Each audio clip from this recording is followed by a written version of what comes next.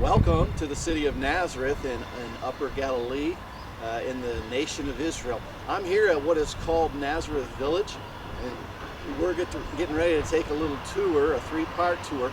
But first I want to give you a little history on the city and give you a little bit about a controversy that really isn't a controversy. You know, there are people out there that like to criticize the Bible and say that there's contradictions in the Bible. We know that's not true.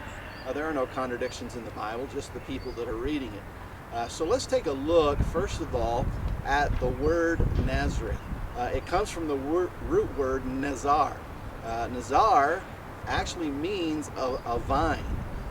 And so that ought to bring a lot of verses to your mind right off the bat, but let's talk about that for a minute. It's not a normal vine like you would see in a vineyard where you would have a vine dresser going around and trimming and pruning.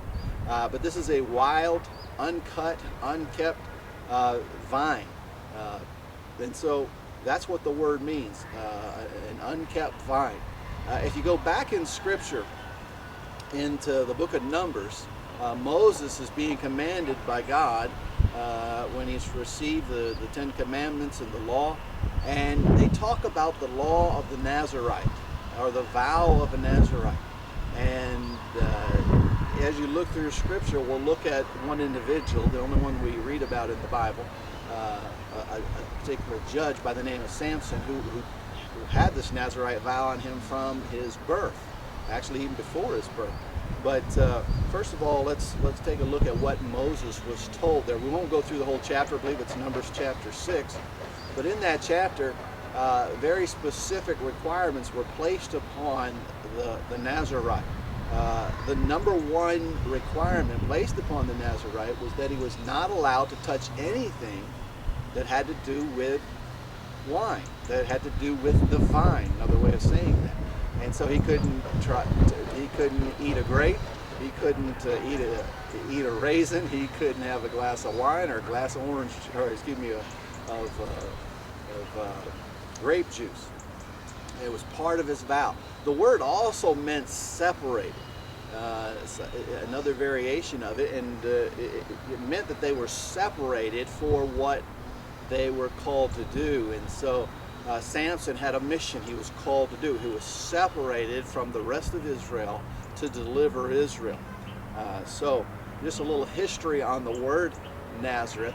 And then as you go into the New Testament, I believe it's in Matthew chapter number 3. Yeah, it is. It's in verse number 23 in Matthew chapter 2, actually. It says, he came and dwelt in a city called Nazareth, or Nazareth, and that it might be fulfilled, which was spoken by the prophets, he shall be called a Nazarene. Now, a Nazarene is a person who is a Nazar, a person who is separated, a person who has been separated for a purpose. And this city was separated for a purpose. It was separated from all the other cities, not just in Israel, but all over the world, to be the place where the Messiah of not only Israel, but the whole world would live and learn to trade from his father Joseph, or his father-in-law, and but then he would begin his ministry here. Many things that he saw and he did here that helped him as he would go out and preach. Some of the vivid parables that he would teach no doubt took root right here in this city. And so God put him here for a reason. Back in the times of Jesus being here, it was a very new city, probably only 50 years old, but it was around 50 to 60 families here at that time. Not a large city, but if you look around, you can't see it right now, but all around us is a major metropolis now here. Beautiful place. You have to come here. But notice what it said at the end of verse number 23 of chapter 2. It said that he came and dwelt in a city called Nazareth, that it might be fulfilled, which was spoken by the prophets, he shall be called a Nazarene. Notice it says it was spoken by the prophets. It doesn't say it was written in the prophets or by the prophets, but it was spoken by them. Not everything that was spoken by a prophet made it into Scripture. Why is that? Well, first of all, because it wasn't written. But if it was written by a prophet and it was ordained of God, it made it into Scripture.